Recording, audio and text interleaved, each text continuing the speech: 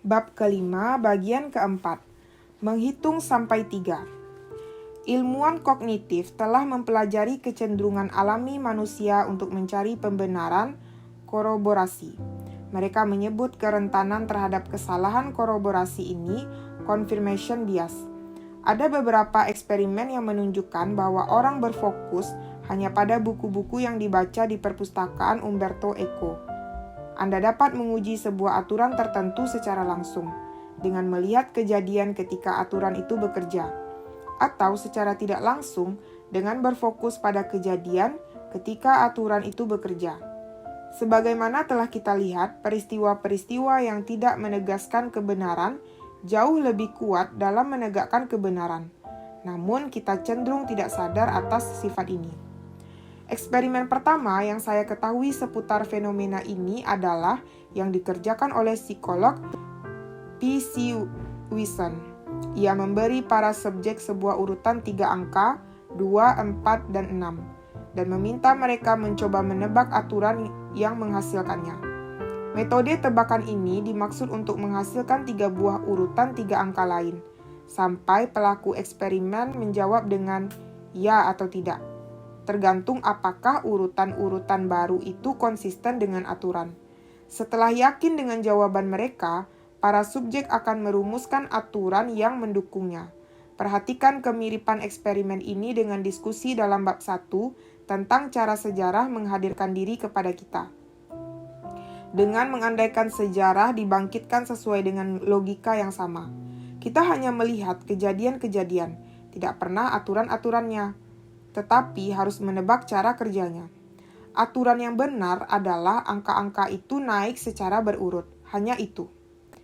Hanya beberapa orang di antara subjek penelitian yang menemukan aturan tersebut, karena untuk itu mereka harus menawarkan sebuah deret dengan urutan menurun, yang oleh pelaku eksperimen akan dijawab tidak.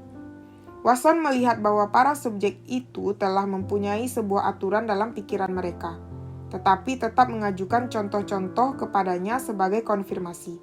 Alih-alih mencoba memberanikan deret-deret yang tidak konsisten dengan hipotesis mereka, para subjek berkeras mencoba membuktikan kebenaran aturan-aturan yang telah mereka yakini. Eksperimen itu merangsang sekumpulan uji serupa.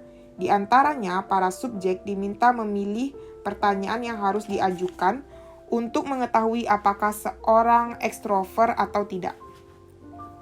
Dengan dalih untuk dipakai dalam sejenis penelitian lain, ternyata kebanyakan subjek memilih pernyataan-pernyataan yang harus dijawab dengan ya, supaya sesuai dengan hipotesis mereka.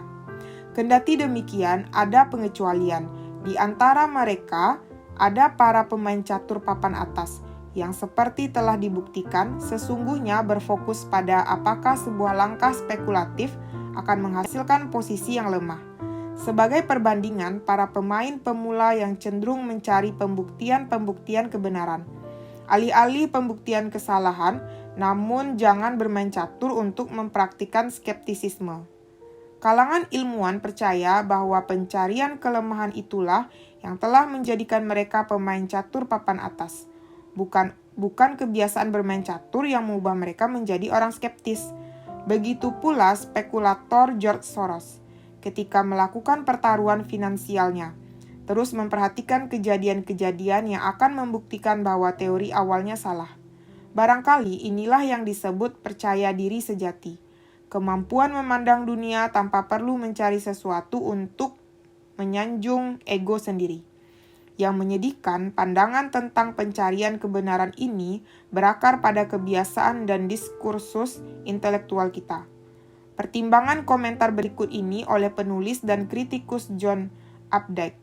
Ketika Julian Jaynes berspekulasi bahwa sampai jauh memasuki milenium kedua sebelum Masehi, makhluk yang disebut manusia tidak mempunyai kesadaran, tetapi secara otomatis tunduk kepada suara dewa-dewa.